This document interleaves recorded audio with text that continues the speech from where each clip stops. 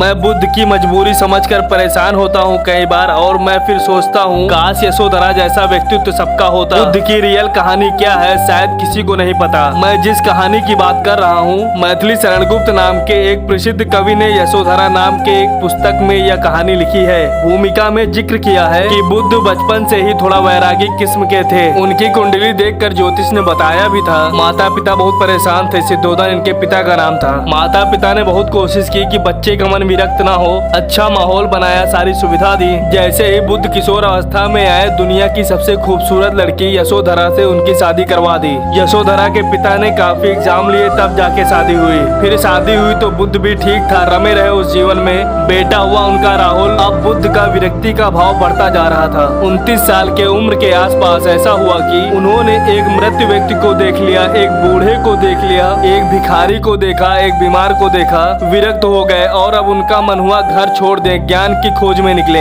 अब ज्ञान की खोज में जाए, पर उनको पता है कि उनकी पत्नी भी है और मेरा बेटा भी है और राजी भी है। कैसे छोड़ दूं? छोड़ना भी जरूरी है। अंदर की आवाज है कि छोड़ो, तुम इस चीज के लिए नहीं बने हो, तुम्हारा स्वधर्म कुछ और है। बाहर की जिम्मेदारियां है कि छोड़ नहीं सकते। मैं अनुमान करता हूँ कि शायद बुद्ध ने अपने पिता से कहा हो कि पिताजी मैं बहुत परेशान हूँ, मैं छोड़ना चाहता हूँ। फिर पिताजी ने समझा बुझाकर मना किया होगा, बेटा ये सब शोभा नहीं देता, ऐसा मत करो। हो सकता है पत्नी से भी बात की हो, पत्नी ने भी कहा हो ये क्या बात हुई, हम सबका जीवन तुम पर टिका है, बच्चा अभी बिस्तर से भी नहीं उतरा है, अभी तो चलना भी नहीं शुरू किया है और तुम ऐसे बात कर रहे हो। इसका जिक्र नहीं मिलता इतिहास में कि बात हुई कि नहीं हुई। पर एक दिन बुद्ध ने तय किया, आधी रात को पत्नी और बच्चे को सोते हुए छोड़ के चले गए। लेकिन मैथिली शरणगुप्त यशोधरा के पर्सपेक्टिव से बुद्ध को देख रहे हैं। यशोधरा बहुत परेशान है, पति चला गया है, बच्चे का पिता चला गया है, मजाक थोड़े ना है, और राजा परेशान है, उनका उत्तराधिकारी चला गया है। यशोधरा इतनी परेशान है, लेकिन यशोधरा की परेशानी इस बात से नहीं है कि बुद्ध चले गए हैं, इस बात से है कि बिना बताए चले गए हैं, भरोसा नहीं किया। और वो अपने सहेली से कहती है कि मुझे गर्व है कि मेरे पति इतने महान काम के लिए गए हैं। पर सखी क्या वो मुझको बताकर या मुझसे कहकर जाते तो क्या मैं रास्ता रोकती उनका? उनके मन में यह मलाल है कि बिना बताए चले गए। वो इस भाव को भुला नहीं पा रही है और वो परेशान है। फिर बुद्ध को ज्ञान मिला। 6 साल की तपस्या के बाद बोधि वृक्ष के नीचे ज्ञान मिला और बात फैल गई। जो शिष्य बुद्ध को छोड़कर भाग गए थे बुरे वक्त में, उन्हीं 5 को बुद्ध ने सबसे पहले ज्ञान दिया। फिर पता चला उनके पिता सुद्धोधन को। फिर उनके पिता सुद्धोधन ने कई लोगों को भेजा बुद्ध के पास, बोला कि यहाँ पर भी आ जाओ, हमसे भी तो मिलो। बुद्ध का इतना प्रताप था कि जो बुद्ध के पास जाता वो बुद्ध शरणम गच्छामि हो जाता, कोई वापस ही नहीं आता। फिर सिद्धोधन उनके पिता बुद्ध के एक बचपन के दोस्त को भेजा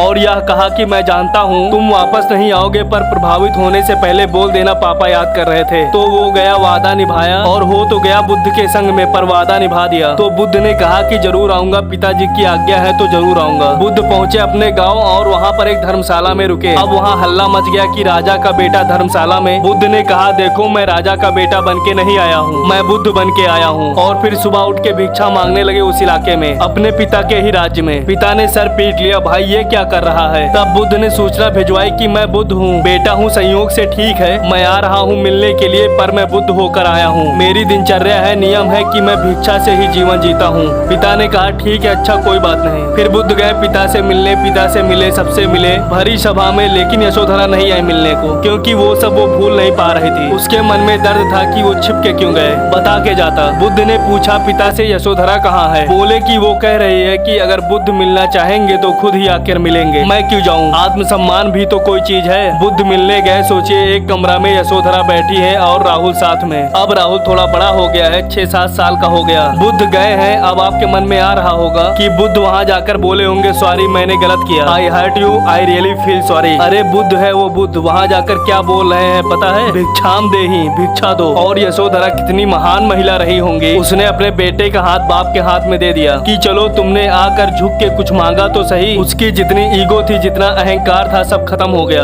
और जो औरत परेशान थी कि मुझसे बिना बताए गया, और वो अपने बेटे को दे दिया कि इसको लेकर जाओ, क्योंकि मैं जानती हूँ कि तुम महान काम करने जा रहे हो, तो मुझे खुशी होनी चाहिए और तुम्हारी उस खुशी में मैं क्यों पीछे हटूं? बस मुझे भरोसा देकर जाते तो मैं और खुश होती। दोस्तों वीडियो अच्छा लगा हो तो चैनल को सब्सक्राइब जरूर करना।